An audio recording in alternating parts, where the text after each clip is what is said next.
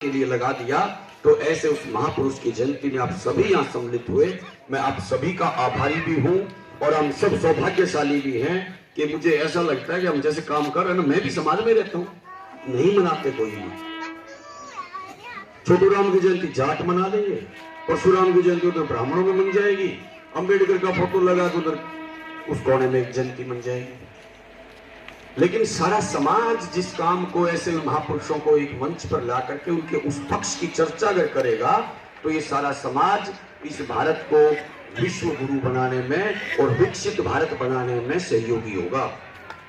ये समाज अगर ये देश विकसित भारत बनाना है तो कोई ये ना समझे कि रोड बनने से, यहाँ फैक्ट्रियां आने से, 24 घंटे लाइट आने से विकसित भारत बनेगा। रोड आ गए, फैक्ट्रियां आ गई, लेकिन आपस में सहयोग नहीं है, एक दूसरे को फूटी आंख नहीं देख रहा है, बम की तरह से बने हुए पता नहीं कब फट जाए, तो देश कभी उन्नति नहीं करेगा। इसलिए मैं बस अंतिम 4 बात बता के अपनी बात पूरी करूंगा।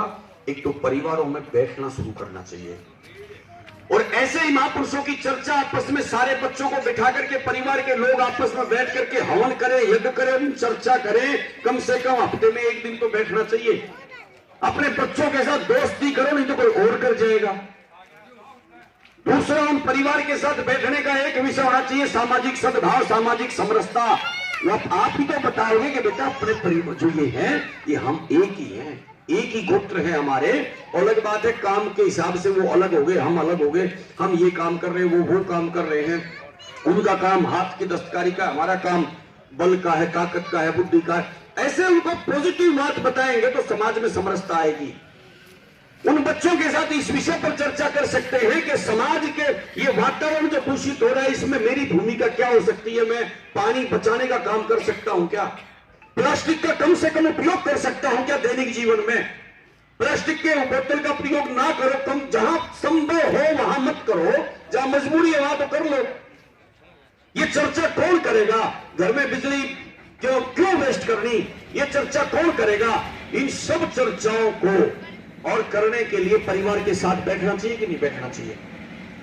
इस देश का ये जो भी देश में आपने कोई छोटी मोटी इंडस्ट्री लगाई, ये भाई बैठे हैं, एक बार खड़े होकर दिखाओ, ये भाई बैठे हैं और नाम